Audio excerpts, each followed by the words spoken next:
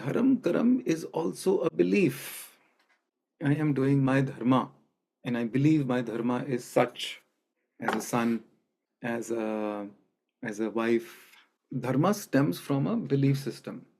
I believe in my dharma. Do you have to believe in your dharma? One might ask. Isn't dharma your dharma? No, you have to believe what your dharma is. There is no such thing as dharma is dharma. Dharma is not absolute.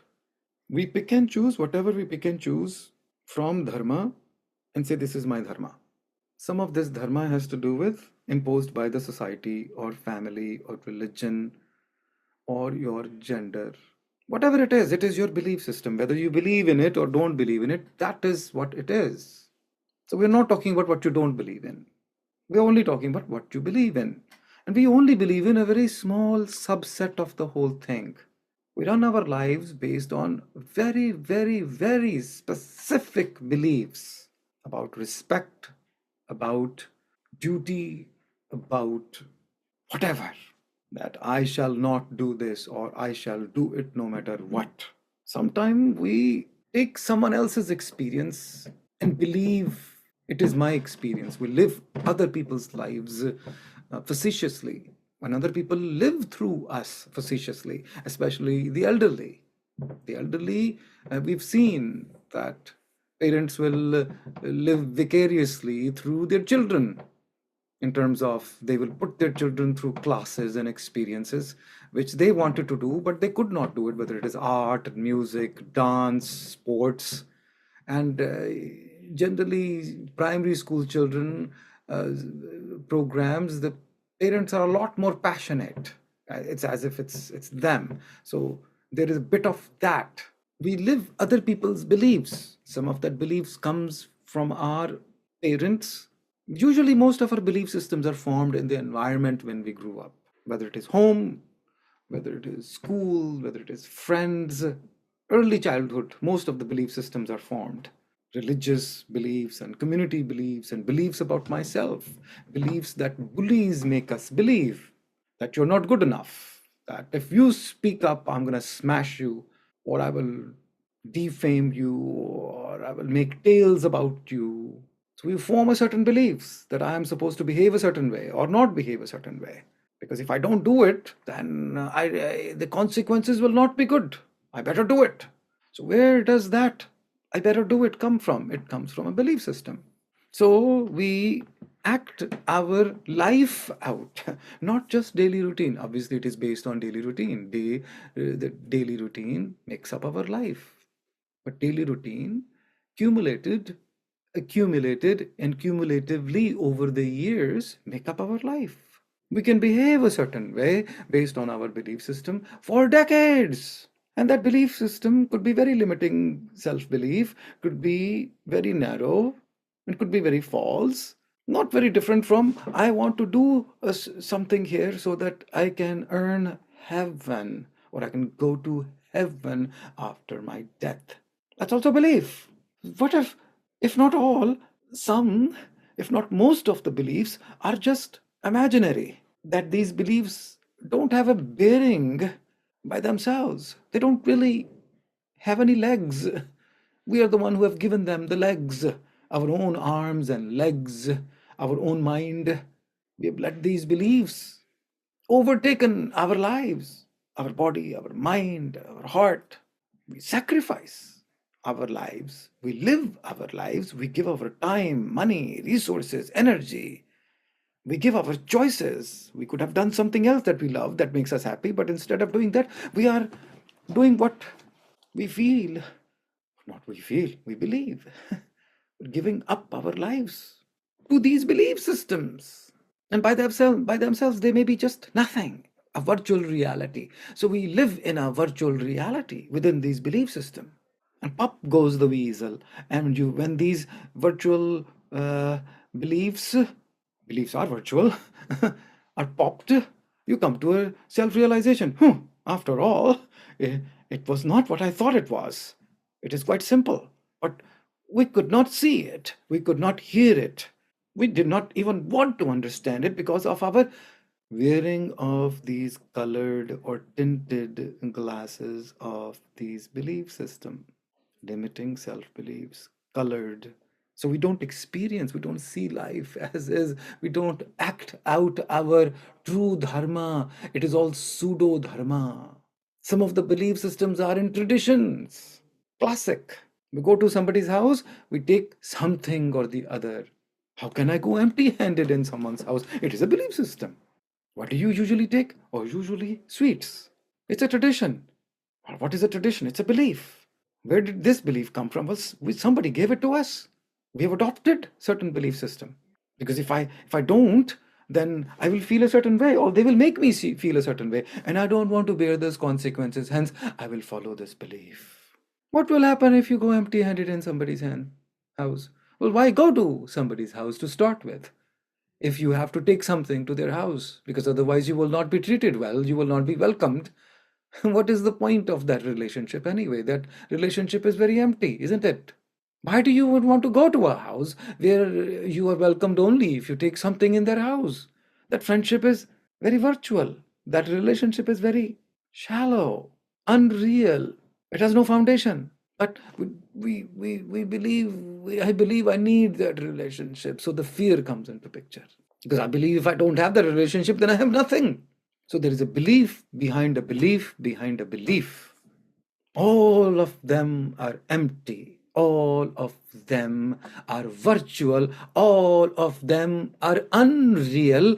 All of them take us away from seeing life in its full glory. All of them come in the way of our own realization. All of them come in the way of living our life. All of them come in the way of realizing the purpose of our life, living the life of our dreams, becoming self realized, or fulfilling the purpose of our life, or doing our life work.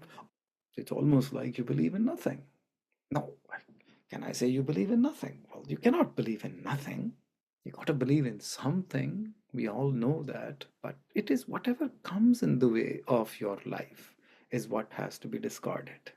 The idea is see life in as uncolored a manner as possible, without any stress, without any manipulation, internal manipulation or external manipulation, without any fear, without any dogma. What will they think? What will the consequences? And let all these belief systems concoct stories in our heads. When we listen with filtered belief system, we receive with filtered belief system, we understand with filtered belief system, even our actions are filtered. I must do this because if I don't, then there'll be consequences or lack thereof. So what comes in the way of life is our belief system. And we can discard it, and only we can discard it. Life happens only when they are discarded. But then, if you don't believe in anything, what do you believe in? Who are you? Obviously, then you become completely transparent, very childlike, innocence.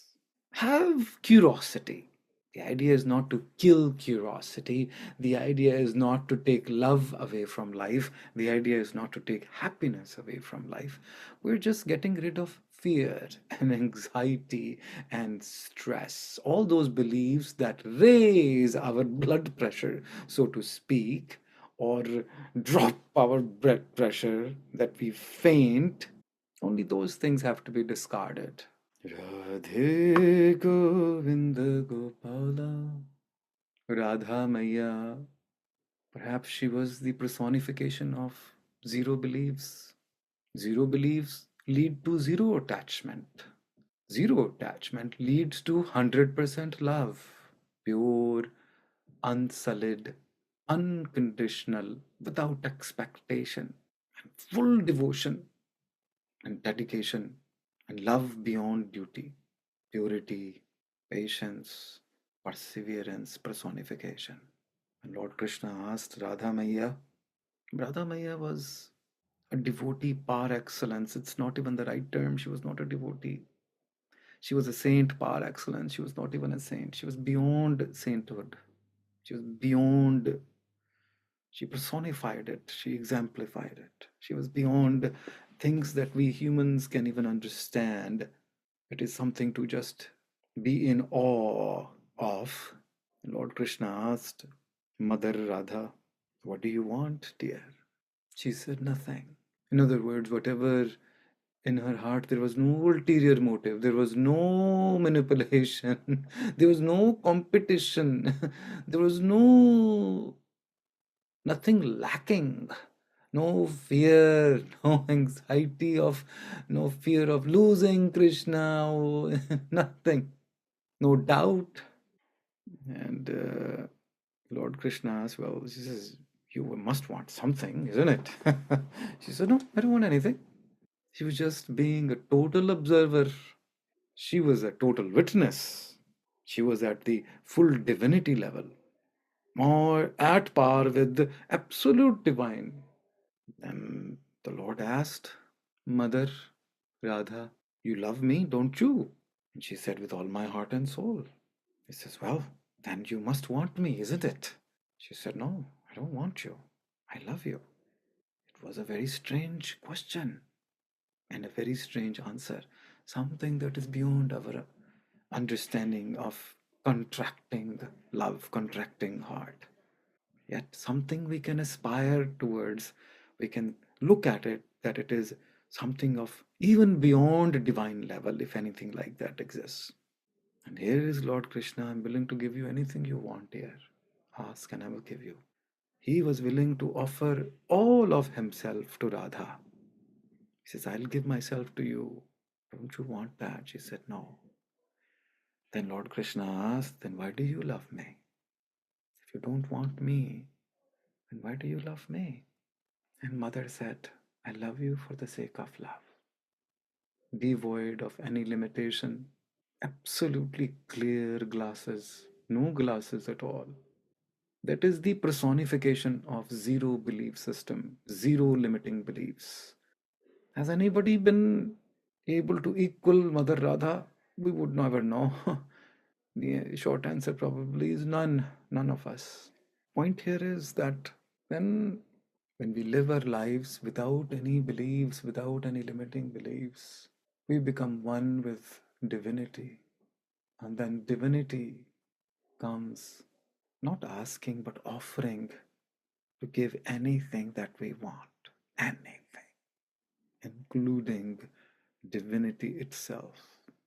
When we feel that if I don't believe something, then what is life? What would life be? Our fear is if I don't believe in something, then what would my life be?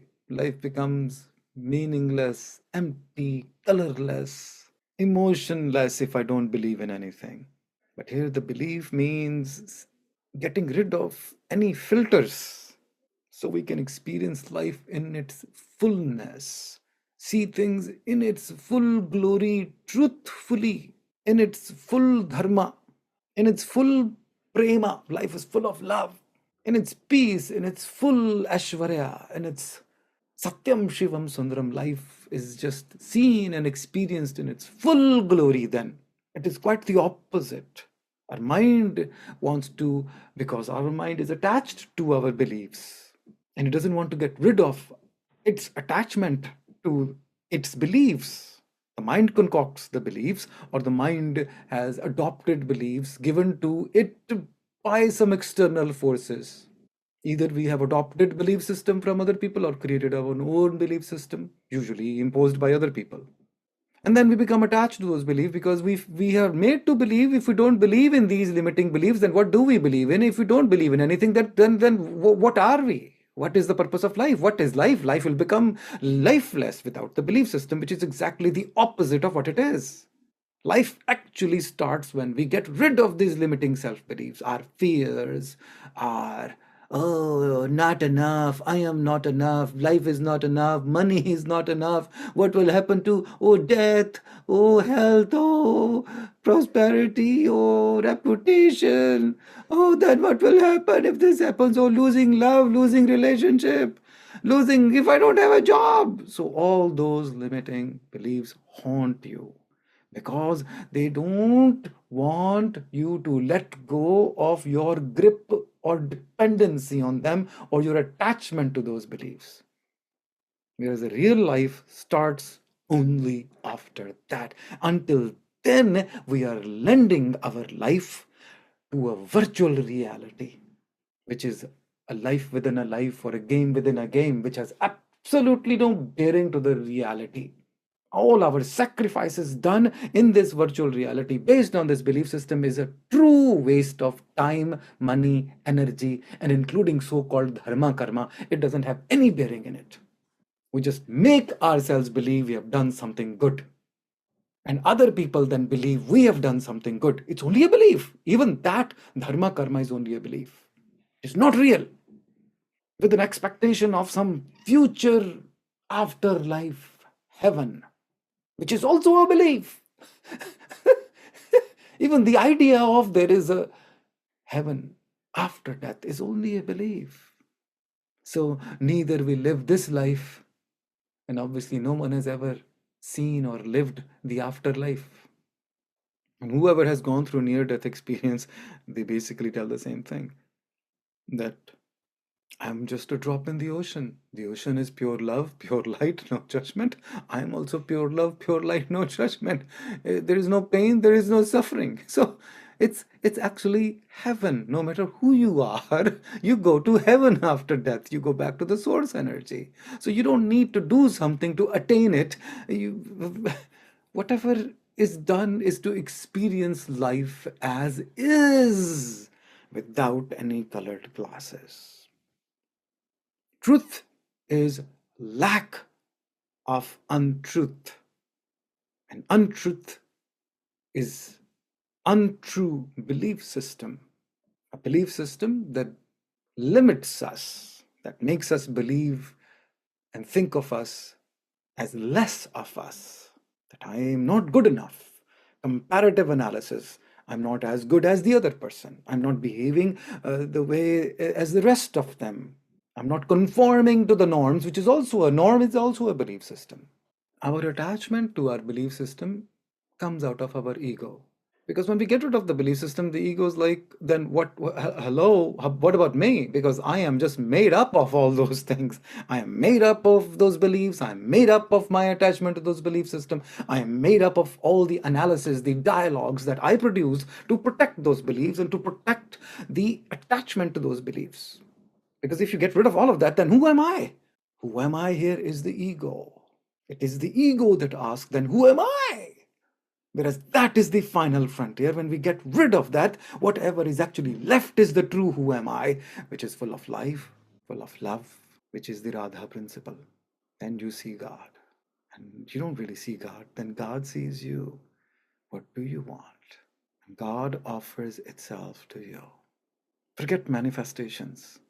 It first asks you, what do you want to manifest? What do you want? I'm willing to give you anything, whatever you want. But it goes even beyond that. God offers itself to you.